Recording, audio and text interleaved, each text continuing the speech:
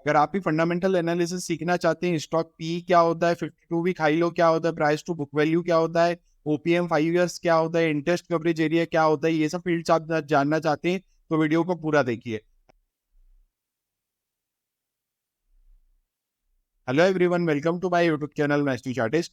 My name is Rahul. Stock market technical analysis के series में आपका एक बार फिर से स्वागत है। आज हम लोग महानगर गैस स्टॉक का टेक्निकल और फंडामेंटल एनालिसिस करने वाले हैं। अगर आपको फंडामेंटल एनालिसिस के बारे में कुछ भी नहीं पता है तो स्क्रीनर नाम की ये वेबसाइट है, इसको मैं जनरली यूज करता हूँ। बहुत ईजी टू एक्सेसिबल है और इसका इंटरफेस भी बहुत ईजी है, आप इसको देख सकते हैं। यहाँ पर कुछ फील्ड्स आपको एडिट करनी पड़ेगी, जो आप यहाँ पे एड रेशो टू टेबल में जाकर आप यहाँ से एडिट रेशो करके आप लॉग इन करके ये चीजें कर सकते हैं। क्या क्या चीजें अपने को देखने की है, पहले अपन वो देख लेते हैं। अगर आप इसकी मार्केट कैपिटल देखेंगे, 13,231 करोड़ की इसकी मार्केट कैपिटल है।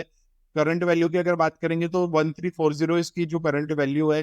52 वीक हाई लो जो है 1580 इसका हाई है और 909 इसका लो है। स्टॉक पी का मतलब ये होता है कि साल भर में इंडस्ट्री से कितना प्रेडिक्शन कर रही है रिटर्न का। जैसे यहाँ पर 10% है, स्टॉक का पी कम है, इसलिए इस वजह से ही आपने सुना होगा कि स्टॉक का पी जितना ज्यादा हो उतना अच्छा अपने को इन्वेस्ट के लिए उसमें देखना चाहिए।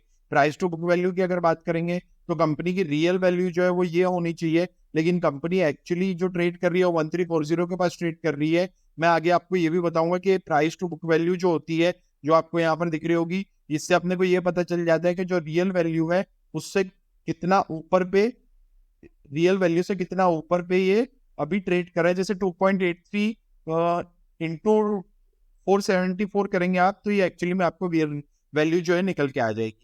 इसके बाद डेप्थ टू इक्विटी अपने को ये देखा जाता है कि कंपनी में किसी टाइप का कोई लोन तो नहीं है, डेप्थ तो नहीं है, इस वजह से अपने को ये चेक करना पड़ता है। ये अगर जितना कम होगा उतना ज्यादा बेटर है, उतना आप कंपनी में इन्वेस्ट करने के लिए सोच सकते हैं। प्लेज परसेंटेज कंपनी का हमेशा 0 ही रहना चाहिए। अगर यहाँ पे प्लेज परसेंटेज आपको कंपनी का दिख रहा है किसी पॉजिटिव वैल्यू में, इट मीन कंपनी ने अपने शेयर्स को कहीं पे गिरवी रखकर कुछ अमाउंट वहां से उठाई हुई है, आप ये कंसिडर कर सकते हैं। ओपीएम 5 ईयर्स बहुत ज्यादा इंपॉर्टेंट क्राइटेरिया है। अगर ओपीएम 5 ईयर्स की हम बात करेंगे तो इट मीन्स स्टॉक का पी जो है वो 10.2 का है, लेकिन ओपीएम 5 ईयर्स जो है 28% का है। इट मीन्स इससे 10% का इससे प्रेडिक्शन किया जा रहा था, लेकिन इसकी जो ग्रोथ है वो 28% से हो रही है। हमेशा आप ये ध्यान रखिए कि स्टॉक पी से ज्यादा ओपीएम 5 ईयर्स होना चाहिए।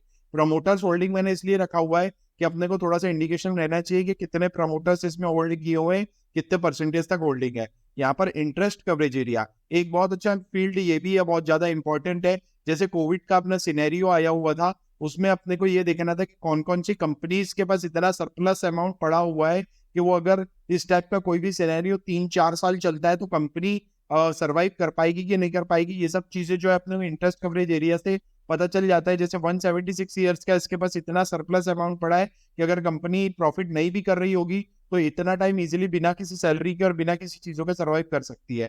बैलेंस शीट में आ जाते हैं अब सीधे अपन। बैलेंस शीट में आपको एक ईपीएस की वैल्यू दिख रही होगी, यहाँ पर आपको ईपीएस की वैल्यू दिख रही होगी। यहाँ पर हम लोग लेटेस्ट ईपीएस लेंगे, टीटीएम वाला ईपीएस लेंगे और 3 साल पुराना मतलब 2021 का ईपीएस लेंगे। इससे अपने को ये पता चल जाएगा कि एक्चुअली में जो स्टॉक है उसकी फेयर वैल्यू क्या होनी चाहिए, कहाँ पर अपने को एंट्री करनी चाहिए, या फ्यूचर में इसका क्या कहाँ तक के ये मूव कर सकता है। ये चीजें अपने को यहाँ से पता चल जाएगी। पहले कुछ वेबसाइट में मैंने एक वेबसाइट डिजाइन की हुई है, उसमें कुछ मैंने फील्ड्स डाल के रखा हुआ है। आप यहाँ पे जो जो वैल्यूज डालेंगे आपको इजीली ये कंसर्ट यहाँ पर आपको एक रिजल्ट मिल जाएगा। जैसे सबसे पहले करंट वैल्यू अपने को दो चीजें लगेगी। सबसे पहले करंट वैल्यू इसकी लगेगी और प्राइस टू बुक वैल्यू 1340 जो है इसका करंट वैल्यू है, और price to book value 474 rupees का इसका प्राइस टू बुक वैल्यू है।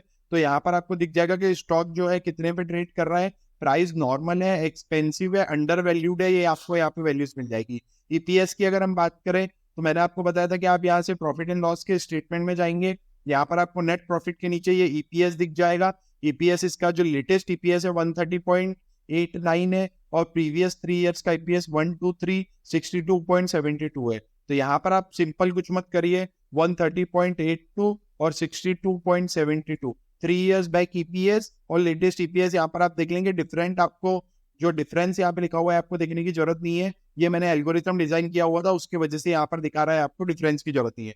अगर आप पी इसके बाद अपने को पी एंटर करना है तो 10 पॉइंट का अपन ने पी देखा था 10.2 का, तो आप कुछ मत करिए, यहाँ पे 10.2 की अगर वैल्यू डालेंगे तो इसकी जो फेयर वैल्यू है वो कितनी होनी चाहिए यहाँ पे दिखा रहा है। अगर क्लियर कर देखेंगे आप 4800 रुपीज जो है इसकी एक्चुअली महानगर गैस की एक्चुअली कॉस्ट जो है 4800 होनी चाहिए। इट मीन्स यहाँ पर आप देख रहे हैं कि स्टॉक जो है वो अंडर वैल्यूड है, स्टॉक जो है अपने फेयर प्राइस के अंडर पे ट्रेड कर रहा है, मतलब यहाँ पर अपन इसको बाय करने के लिए सोच सकते हैं। इसके टेक्निकल एनालिसिस के लिए भी मैं आपको बताऊंगा। अगर आपको इस वेबसाइट में डाउट है कि इसकी वैल्यूज कैसी है, तो मैं आपको एक आईटीसी का भी एक एग्जांपल देके बता देता हूँ। यहाँ पर 429 रुपीज इसका जो है करंट वैल्यू है, 55.4 जो है इसकी बुक वैल्यू है। यहाँ पर 429 आप डालेंगे, 55.4 अगर आप यहाँ पर डालेंगे तो आपको यहाँ पर दिख जाएगा, जैसा मैंने आपको बताया था कि करंट वैल्यू प्राइस से एक्चुअली कॉस्ट क्या होनी चाहिए, वो 55 रुपीज की होनी चाहिए, और स्टॉक जो है वो 429 पे ट्रेड कर रहा है। इट मीन स्टॉक जो है वो अपनी बुक वैल्यू से 8 टाइम्स अपसाइड पे ट्रेड कर रहा है। मैंने आपको बताया था 5 से अंडर होगा तो स्टॉक जो है यहाँ पर नॉर्मल दिखाएगा आपको। यहाँ पर आपको एक क्लियर कट दिख गया क्या एक्सपेंसिव है। लेटेस्ट ईपीएस की अगर हम बात करें इसकी, तो यहाँ पर प्रॉफिट एंड लॉस स्टेटमेंट में आप प्रॉफिट यहाँ पे आ जाएंगे, तो इसका लेटेस्ट ईपीएस जो है वो 16.47 है और 10.69 प्रीवियस 3 इयर्स का है। तो यहाँ पर वैल्यूज अपन डाल देते हैं, 16.47 लेटेस्ट ईपीएस था और 3 इयर्स बैक का है 10.69 का है, और स्टॉक का पीई अपने को चाहिए तो आप अपसाइड पे जाके 26.1 का पीई डाल सकते हैं, तो आपको पता चल जाएगा कि इसको इस स्टॉक को कहाँ बाय करना चाहिए था। इसकी जो फेयर वैल्यू प्राइस थी 296.24 रुपीज थी, और अभी करंट प्राइस जो है वो फेयर प्राइस से ऊपर पे ट्रेड कर रहा है। यहाँ पे बाय आपको नहीं करना चाहिए क्योंकि एक्चुअली कॉस्ट जो है इसकी बहुत ज्यादा बढ़ चुकी है। आईटीसी का एक एग्जांपल अपन ने यहाँ पर देखा। दूसरी चीज, अब हम आ जाते हैं इसके महानगर गैस के टेक्निकल चार्ट के ऊपर।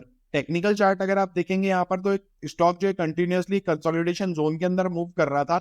स्टॉक जब से लिस्ट हुआ था एक अपसाइड पे मोमेंटम दिया इसने, एक हाई लगाया और एक लो लगाया। स्टॉक जो है 2016 में लिस्ट हुआ था, इसने एक हाई लगाया और कंटिन्यूअसली कंसोलिडेशन जोन के अंदर ही मूव कर रहा है। अभी इसने बहुत अच्छा एक ब्रेकआउट दिया है, रीटेस्ट भी किया है और अभी अपसाइड पे मूव करने के लिए रेडी हो चुका है। वीकली टाइम फ्रेम में अगर आप देखेंगे तो एक बुलिश कैंडल से अपने को एक कंफर्मेशन मिलती है कि स्टॉक जो है ब्रेकआउट देने के बाद अभी बहुत अच्छा रीटेस्ट किया है। इसकी एंट्री जो है 1350 के ऊपर या 1345 के ऊपर आप एंट्री कर सकते हैं। यही वाले स्विंग के नीचे आप स्टॉप लॉस लगा सकते हैं 1250 के पास, और अपसाइड पे आपका जो टारगेट है मिनिमम जितना भी आप स्टॉप लॉस प्लेस करेंगे उसका 2 टाइम्स तो भी टारगेट होना चाहिए।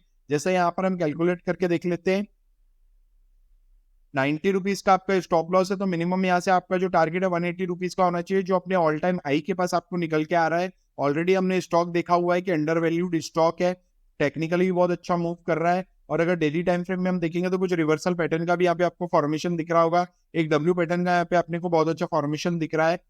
हाँ, ये पैटर्न का अपने को एक फॉर्मेशन दिख रहा है और स्टॉक जो है अपसाइड पे कंटिन्यूअसली मूव करता जा रहा है। अगर लॉन्ग टर्म के स्टॉक की हम बात करें तो लॉन्ग टर्म में जितना भी ये कंसोलिडेशन जोन है आपका 670 रुपीज का ये जोन है, 660 रुपीज का, तो मिनिमम आपका यहाँ पे जो टारगेट होना चाहिए वो 660 रुपीज का तो भी होना चाहिए, जो अप्रोक्सीमेटली 2000 के पास राउंड लेवल निकल के आ रहा है। इट मीन जो लोग यहाँ पर अभी बाय कर रहे हैं वो लॉन्ग टर्म के लिए भी इसको होल्ड कर सकते हैं।